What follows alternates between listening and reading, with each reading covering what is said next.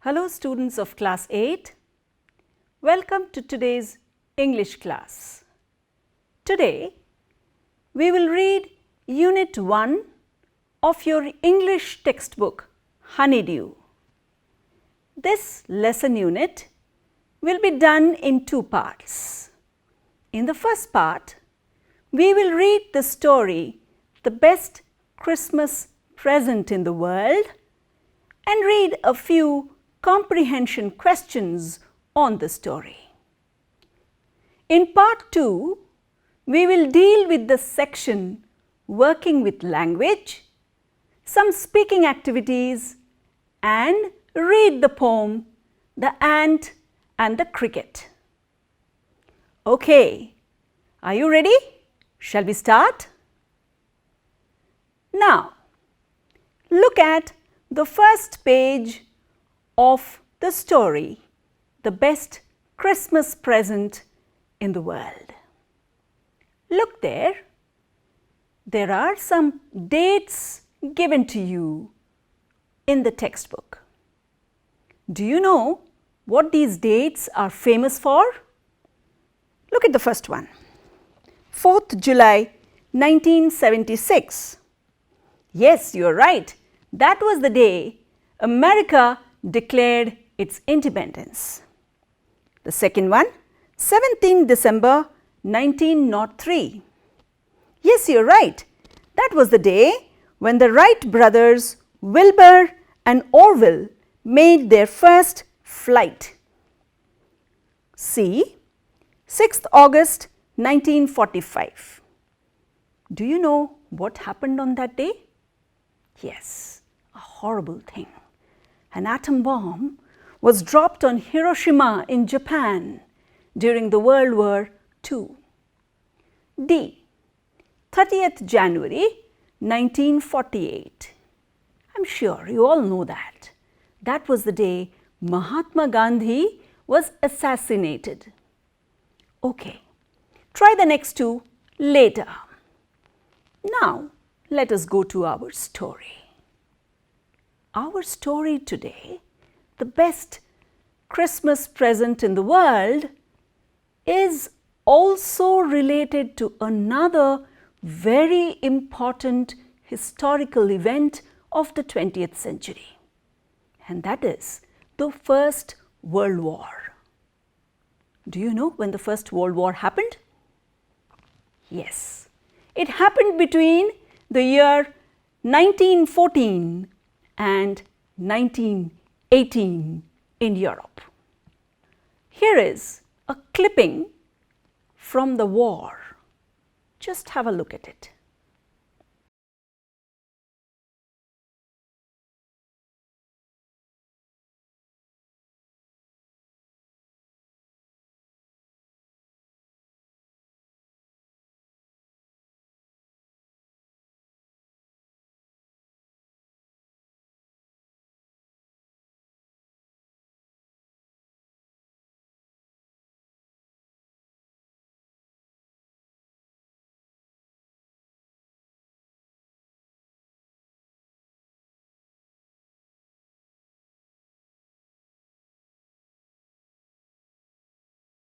Did you get a feel of the terrible war?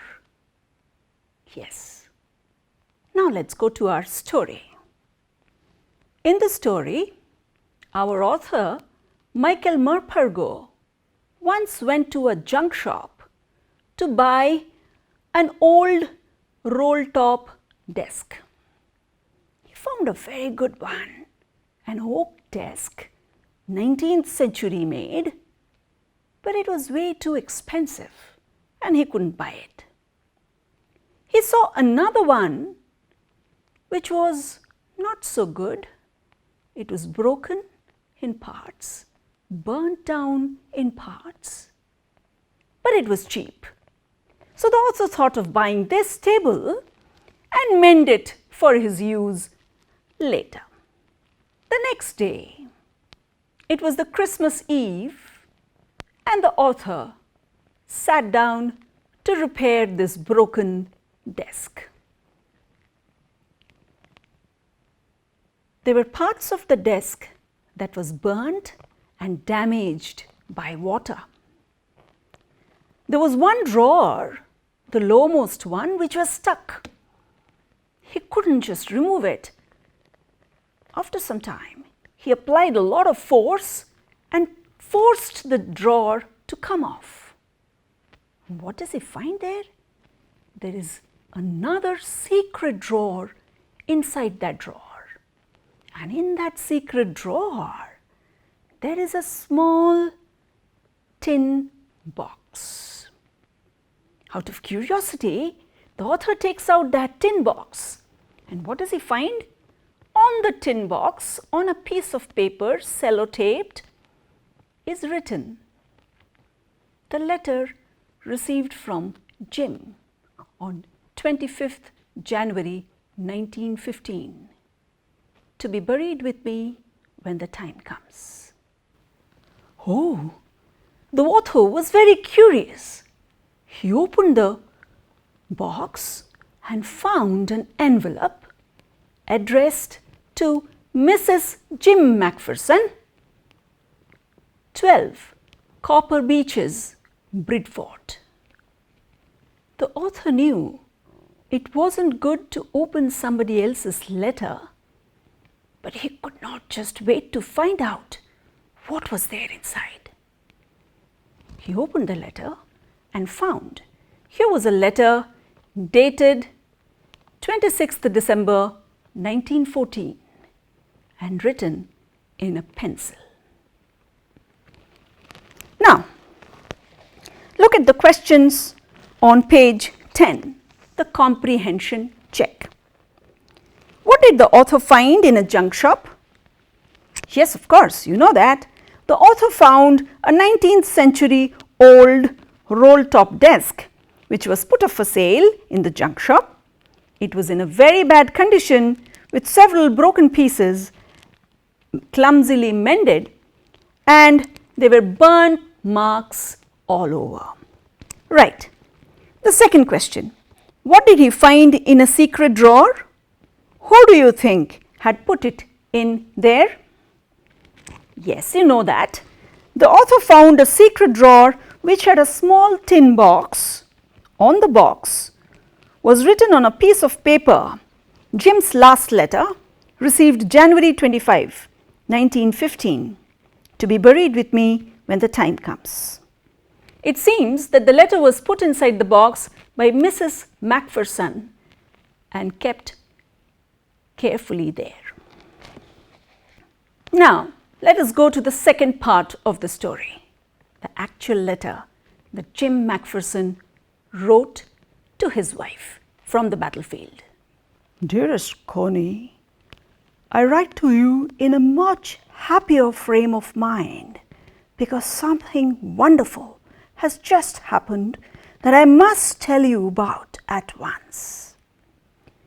We were all standing to in our trenches yesterday morning, Christmas morning. It was crisp and quiet all about. As beautiful a morning as I've ever seen, as cold and frosty as a Christmas morning should be. I should like to be able to tell you that we began it, but the truth, I'm ashamed to say, is that Fritz began it. What do you think Fritz began? A war or firing? Who is Fritz, by the way? Fritz is a common German name, and in this context, it is used to suggest a German soldier who was on the opposite side of the battlefield. Now, what did Fritz begin? As Jim and his soldiers were in the trenches, they found one German soldier waving a white flag.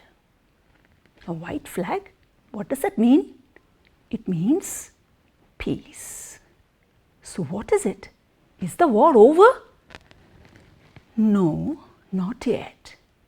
But here was this German soldier walking up out of his trenches and coming towards the English soldiers. Now, what are trenches? Yes, just look at the picture. Trenches are long, narrow ditches. The soldiers during World War I would stand inside the trenches to safeguard themselves and also to fire at their enemies. So, what happened in the story next? There was one or two German soldiers getting slightly out of their trenches, loudly wished the English soldiers Happy Christmas. The English soldiers wished back. But it did not stop at that. There were more number of soldiers getting out of the trenches, marching towards the no man's land with a white flag in hand. What is no man's land?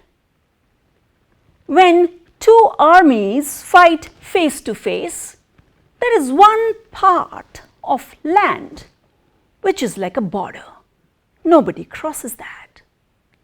And here were German soldiers walking towards no man's land in so many numbers.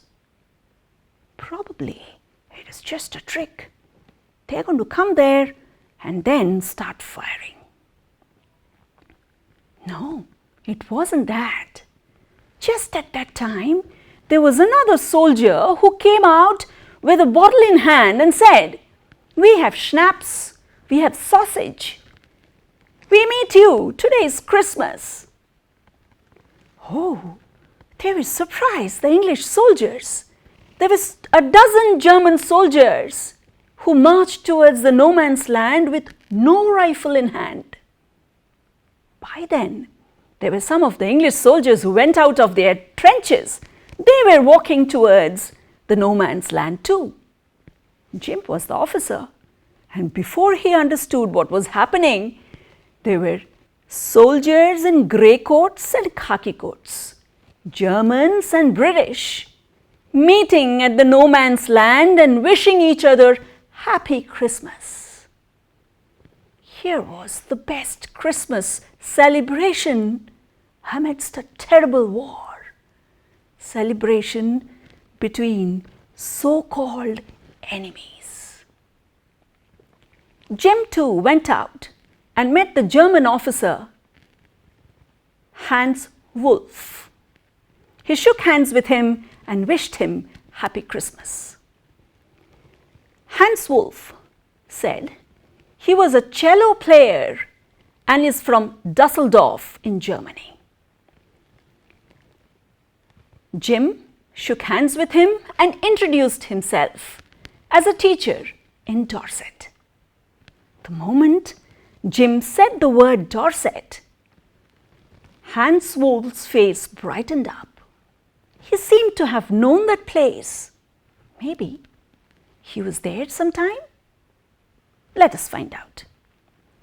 As they talked to each other, Hans Wolf told Jim that his favorite English author was Thomas Hardy. Have you heard of him? Yes, he's a great novelist. And Hans's favorite English novel was Far from the Madding Crowd.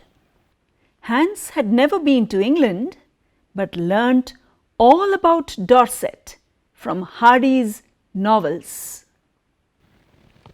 So, on Christmas morning, Jim and Hans sat together discussing Gabriel Oak, Bathsheba, characters from the novel. They also talked about their families back at home. Hans had a wife and a son. Around these two men, there were German and English soldiers eating, drinking, talking, smoking, enjoying a Christmas day.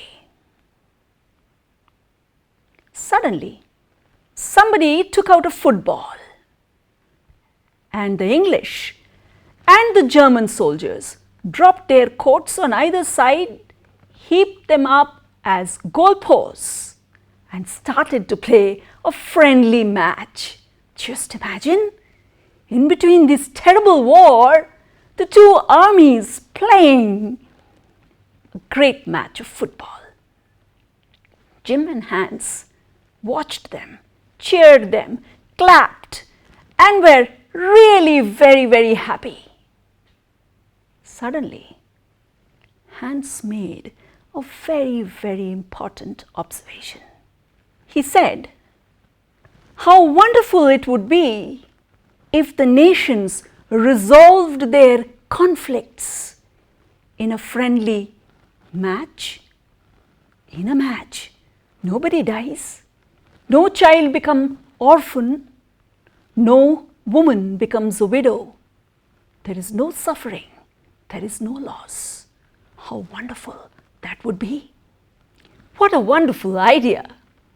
If only the world understood this, there would be no wars, no destruction, no misery, no pain, no loss of property or life. How wonderful that would be. Now back to our story. The Frids, or the Germans, won the match. Probably, if it would be a cricket match, the British would have won. As the game was over and the day passed by, the soldiers gradually went back to their respective camps. They wished the war was over soon and they were all back with their families. Hans and Jim wished each other and hoped that they would be back with their families soon. That night, back in our dugouts, we heard them singing a carol, singing it quite beautifully. It was still night, silent night. Our boys gave them a rousing chorus of "While Shepherds Watched." We exchanged carols for a while, and then we all fell silent. We had had our time of peace and goodwill, a time I will treasure as long as I live. Dearest Connie, by Christmas time next year, this war will be nothing but a distant and terrible memory. I know from all that happened today how much both armies long for peace. We shall be together again soon, I'm sure of it. Your loving Jim. Okay, excellent story. Did you like the story? All right. Now, let us look at the comprehension check questions on page 14. Question 1. Who had written the letter, to whom and when? Yes, you know that. Captain Jim Macpherson of the British Army, who was fighting a war against the Germans, had written the letter to his wife Connie on 26 December 1914. Question 2. Why was the letter written? What was the wonderful thing that had happened? You know that. Jim Macpherson wrote this letter to tell his wife the wonderful event that happened on the day of Christmas. Although a war was on, the two armies, the English and the Germans, celebrated Christmas and played a football match together. Question 3. What jobs did Hans Wolf and Jim Macpherson have when they were not soldiers?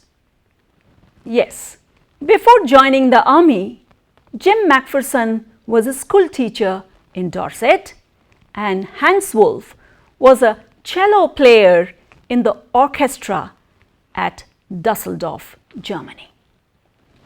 Right.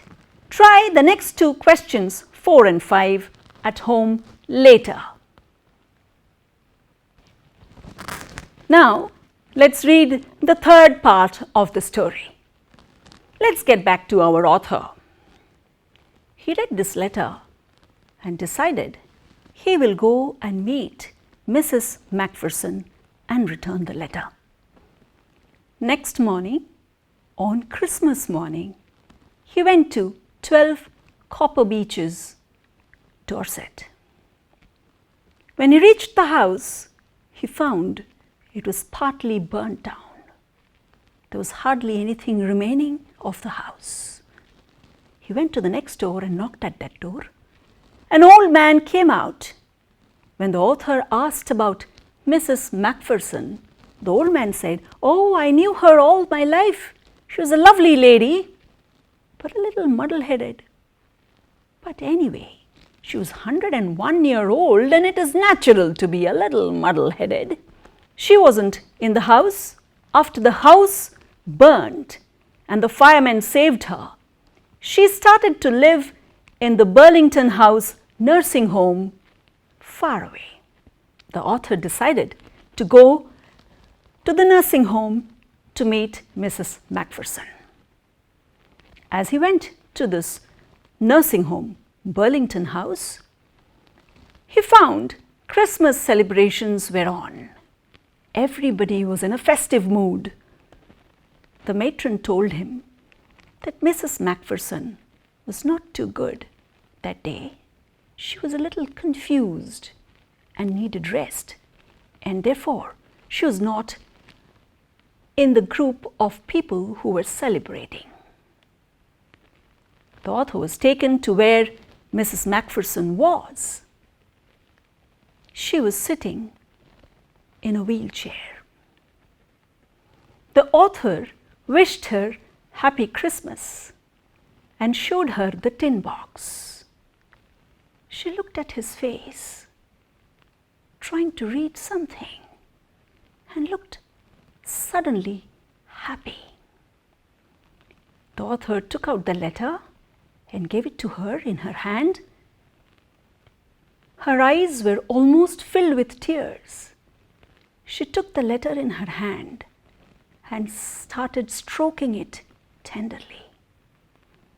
The author tried to explain to her how he had found it, but it did not seem that Mrs. Macpherson was listening to anything that the author said.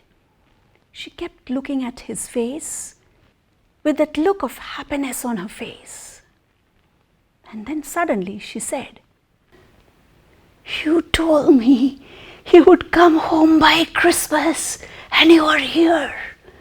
This is the best Christmas present in the world. Jim dear, come near and sit down." What do you think is happening? Yes, Mrs. Macpherson thinks that this author, the visitor, is her husband, Jim, come back from the battle. She even told him that she's made a cake, a marzipan, that her husband liked so much. That's all is the story. Did you like it? Yes, a nice story. Now, let us look at the comprehension check on page 16. Question 1. Who did Connie Macpherson think her visitor was? Yes, we know that. Connie Macpherson thought the visitor to be her husband, Jim. Question 2. Which sentence in the text shows that the visitor did not try to hide his identity? We have this sentence, "I found this. I think it is yours." And also, "I explained about the desk and how I had found it." Okay, let's now go to the section working with the text. There are some questions and we'll try to answer them. Question 1. For how long do you think Connie had kept Jim's letter? Give reasons for your answer. Connie had kept Jim's letter from 25th January 1915 till the time the desk was sold to the junk shop. We understand this as she said she used to read the letter every day and could feel Jim's presence around her. Question 2. Why do you think the desk had been sold and when? The desk probably would have been sold after the house burnt down and Mrs. Macpherson shifted to the nursing home. Why do Jim and Hans think that games or sports are good ways of resolving conflicts? Do you agree? Jim and Hans thought sports was a good way of resolving conflicts between countries because in a match, nobody dies, no children become orphans, no women become widows, nobody lays down their lives. There is no destruction, no pain, no death in a friendly match. Do you agree with this? Yes, I agree. How wonderful it would be if the nations agreed to resolve their conflicts this way. Question number 4. Do you think the soldiers of the two armies are like each other or different from each other? Find evidence from the story to support your answer. Yes, of course. The two armies were very similar. Though the Germans started it, even the British soldiers joined them in celebrating Christmas amidst this terrible war. The soldiers shared whatever food and drink they had and enjoyed. They also played the friendly match, and at the end of the match, they all agreed that this war was terrible and they all longed to go back home to their families. Try the other questions at home later. Let us now go to the last section here called writing. Look at the activities that are given to you. Imagine that you are Jim. You have returned to your town after the war. In your diary, record how you feel about the changes you see and the events that occur in your town. Look at this picture of the city devastated by the war. You can take ideas from this picture to write your diary. You can start your diary as written on 25th December 1919. It's Christmas today, but the town looks, and you can continue. There is another writing activity for you in question 2. There is an outline of a story. Try to connect the events in the outline and make up your story. Try these 2 activities at home later. With this, we come to the end of part 1 of Unit 1. Here are a few more pictures of war for you.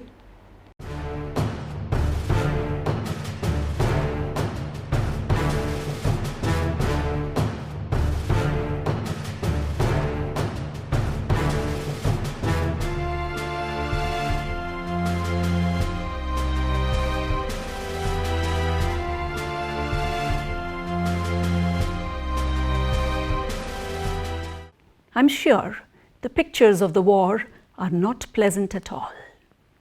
It is said that wars are the greatest plague in the world that destroys lives, destroys nations, destroys generations. Can we all think of a different way of resolving conflicts? Think about it.